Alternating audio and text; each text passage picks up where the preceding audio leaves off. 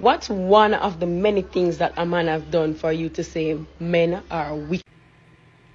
So, October 5th, 2022, since here, I was in Jamaica. I went down to the school to see my kiddo and to see if I could get her from the school, because I already called and asked if I come and pick her up, if I'm allowed to pick her up. I was told yes, as long as I come when school dismiss, I'm allowed to pick her up. Me with the principal, explain the whole situation, what's been going on, all these things, and also me went to the police station first to make the report so that they can know that her father has been giving death threats for quite some time now, and all sorts of things. And I'm here to see my kiddo. Blah blah blah blah. Talk with the principal. They ended up calling the father there. We're sitting in the office talking for a very long time. Come to the agreement to say, okay, I can have her for the couple of days. I'm supposed to bring her back to school Monday. She's supposed to come back to school Monday, but I'm supposed to meet him at the police station the Sunday to do the handoff. Right? No. We leave. Think everything's good. I get a call from the principal telling me to come back. I was a good distance from the school already, but because of the fact that it's the principal that called me, I said, fine, let me go back. When I go back, the security guard stopped me and said, somebody's looking for you, be careful. I'm like, oh, it's the principal, call me back, so it should be fine. I'm going into the principal office. Her father stopped me and said, I'm the one who called you. I said, why? He's saying that he needs to give me some stuff for the girl, for the child. I'm saying it doesn't matter, whatever we don't have, I'll just buy it. So he's like, come, we need to go to her mom's house. We need to go to her mom's house. We need to go to her mom's house. I'm like, why?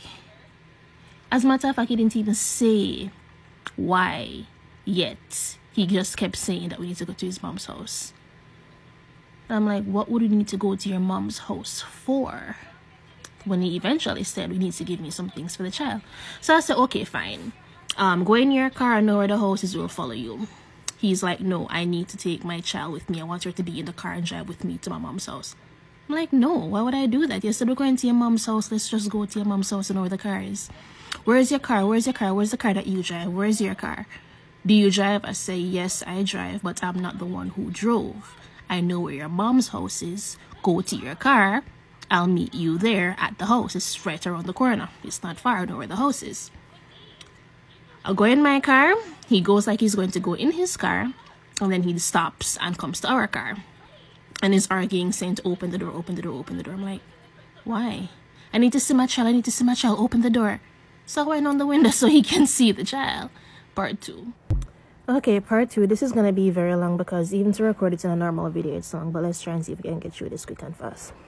So he comes to the door and he's arguing to open the door, open the door, open the door. He needs to see his child. He needs to see his child. When I went down the window, like, she's right here. Say what you're saying and let's go. Yes, so we're supposed to go to your mom's house to pick up some stuff. Let's go. I want my child. I want my child. I want my child. No, you said we're going to see your mom. Go to the to your car and let's go. I know where the house is. Let's go there.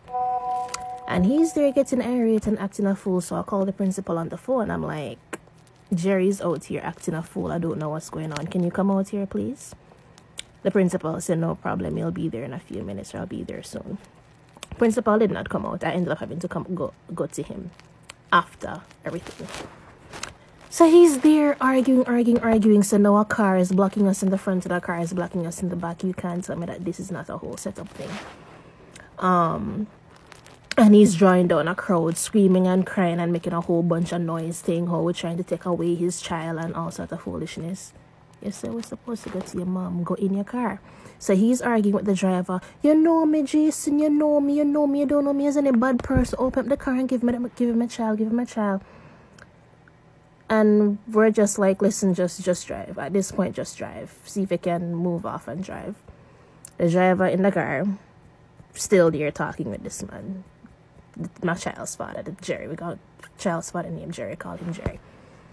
And he's there talking, arguing with the driver until he pushes his hand through the driver's window, opens out the back door to where my kiddo and I are sitting, and starts pulling her out the car. So he pulled her arm and I pulled her back beside me. And I'm like, no, you're not going to pull her out the car. You said we're going to your mom's house. Go in your car and let's go there. He's not listening. And he pulled her again. And I pulled her back beside me. And I said, if you pull her again, I have a taser. I will tase you. So he said, if you think you're bad, tase me.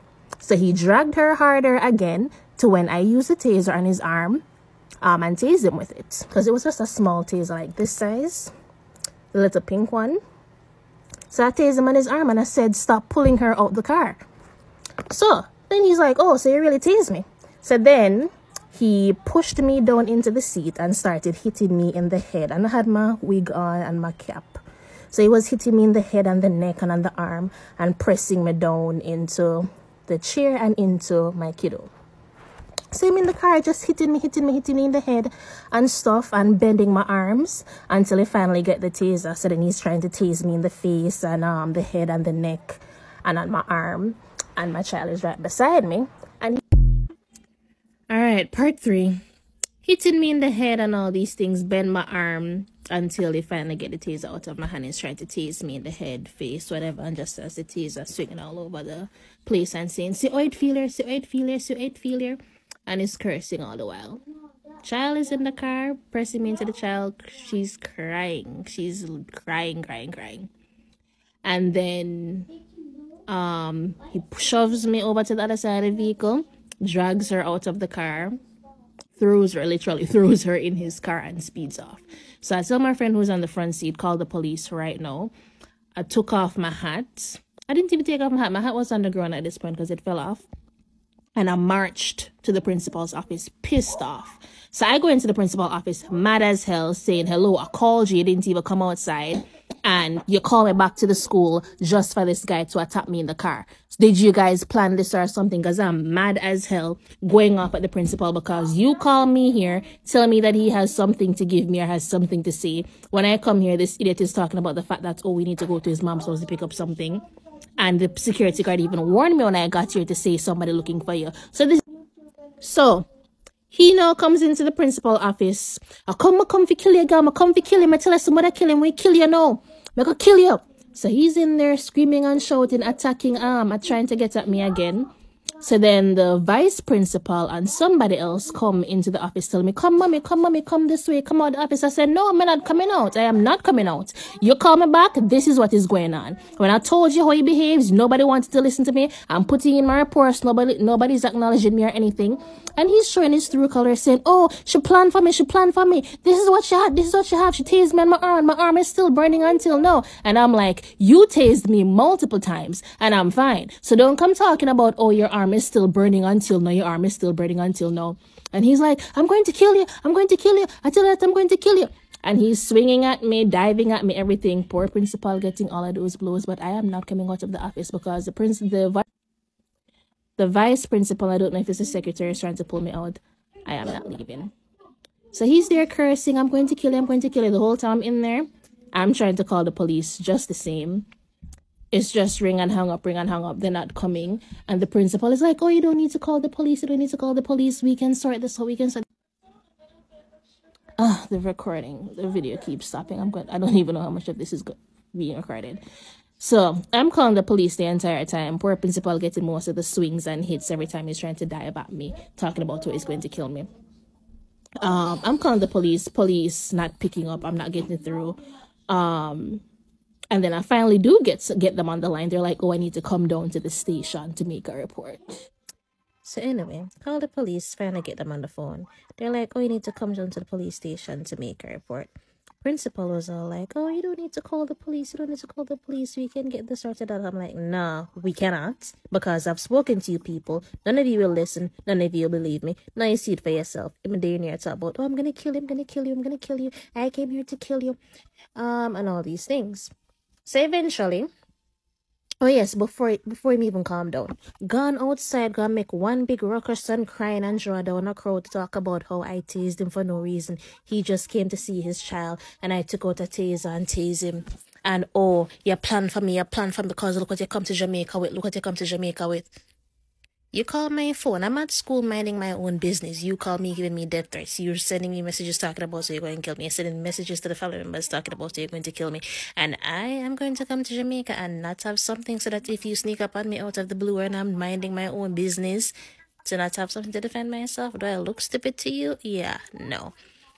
So principal eventually gets him to calm down because he's like, oh, our deal is off. Our deals are off. You had your plans. You're not getting my child. You're not getting my child. I knew you had your documents. They came here to kidnap my child. That's why I wanted my child back. What documents when we were just in the principal's office for over an hour? All three of us in here discussing whatever. I already acknowledged the fact that, and even bring to the attention to the fact that this envelope that I have has my passport, pictures of my passport, my birth certificate, photocopies of my child's birth certificate or whatever to identify myself. Now you want to change the story and say, oh, the envelope has this, this, and this in there. And it's talking about, oh, if I want the child, I need to give him my documents. I'm like, no, I'll give them to the principal. Why would you want them so you can rip them up? Yeah, I'm not stupid. And he's like, oh, you think I'm vengeful like you or whatever? I'm like, I'm not giving you my documents. So the principal is like, let me see the envelope. Let me see the envelope. Let me see what's in there. And then I'm showing them what's in there again. And the principal is like,